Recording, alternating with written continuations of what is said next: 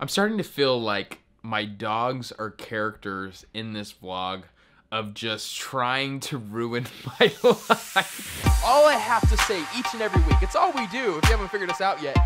Jesus is better. That's what we do every week. Okay, so again, I think most of you know, man, this thing is not level. Lighting is terrible. So most of you know my wife has a podcast. Why are you standing over there? I covered where I'm supposed to stand. Well, you gotta... You were sitting where am I supposed to sit? Oh. So most of you know that my wife has a podcast. So a couple weeks ago, it's the funniest thing. A couple weeks ago, you broke my door. I did not. There was nothing I could do. So they podcast right here, Jordan and Shelby. And then, in the middle of the episode, this amazing barn door, which again, there will be a full tour of this office once I get my sign. This door, what happened? It was closed. And then your dog pushed it open like this.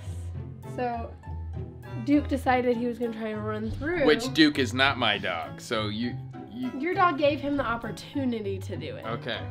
And then he's too big to fit through. I call him fat, you heard in the podcast. So he gets stuck and then he freaks out and lifts the whole door off of the rail and it falls. Right in the middle of the It's the saddest thing ever. Did you even check on the dog? Oh yeah, he came and laid right at my feet. Oh, that It's little totally punk. fine. Here's the worst part about it. That.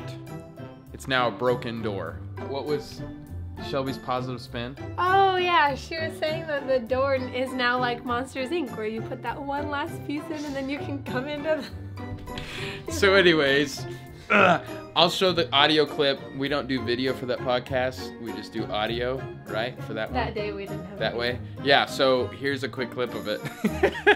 For me, Yeah. to set those boundaries and to be disciplined.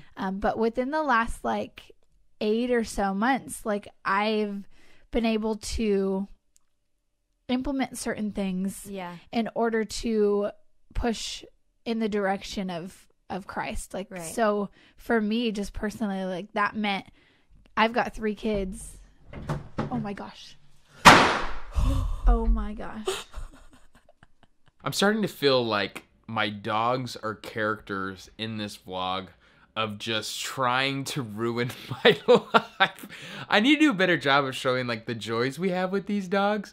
Even Shelby said the other day, how come you don't talk about your dogs enough? I don't know, but it's really funny. I only show them when they're pooping in my office, when they're like all these terrible, they're great dogs. Queens and Healers, guys. They're legit dogs.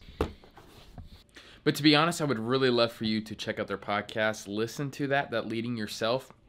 Really good stuff. It's just really kind of been a theme I know a lot in my vlogs lately. In fact, it's how we're going to be ending today's video. But I'm super pumped. I'm all about, like, anytime people send me free stuff. So there's this company. What's it called? Okay, they're called Scribe Bible Journal.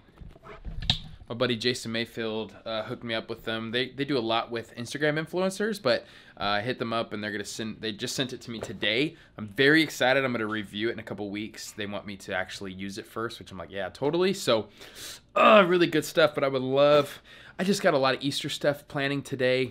So I would love at this moment, Trey, future Trey, to kind of get that, that really moving music going. Is it just me, or is Trey like constantly telling me what to do? Comment down below. Is this guy too mean? Remember last video, Link, I never know which side. I love how Clint called me mean at the end of it. Trey, man, you need to calm down, but yes, I'll crank up the music. I'm here for you. I want to end with this thought of, it's going to be like a minute 57 long. Just a little bit excerpt of my sermon on Sunday. I'd love for you to interact with it. Let me know down below kind of your thoughts about this. It's kind of the heartbeat by what Jordan's talking about in the vlog. It's just kind of the summary of today. Trey, crank it up a little. Crank it. All right, now. This is how I believe in our cultural moment, this is the greatest way we can be salt. And honestly, I wish this was the only point of the day. This is what I want you to remember the most. Our loudest desires must be killed so that our deepest desires may be fulfilled. What's fascinating about the Christian life is we realize just because I really want something doesn't mean it's actually what I truly want and need. I know a lot of people are asking, what is the difference between loudest desire and deepest desire? I think it really goes down to our definition of freedom. Now, whenever you look in the Bible and it talks about freedom, for Christ has given us freedom, we have to recognize what that word freedom means. Now, when we read freedom in our culture today, it means something dramatically different. The biblical freedom means no longer being enslaved to the force of the flesh. So to us, the loudest desire is the flesh, but our deepest desire is our soul. So as Christians, there are certain things we don't do with our body because we know there's actually something more satisfying and deeper, and we know sacrificing and denying our flesh actually brings about a more satisfying and hope-filled life. Amen? But this is a very salty message to bring today because we have redefined freedom in our society. What is today's freedom? So biblical freedom is no longer being enslaved to the force of the flesh. Today's freedom is no longer being enslaved to forces outside of the flesh. Guys, Christians, we should all be marked by self-denial. We should all be marked by saying, this is what I thought I wanted, and in fact, I still want it every day, but I fight against it because I know God gives me something of a deeper satisfaction in Him. That message is salty. It is preservation for our soul. Us as a church, we need to start realizing, okay, I need to stop telling them to self-deny before I self-deny.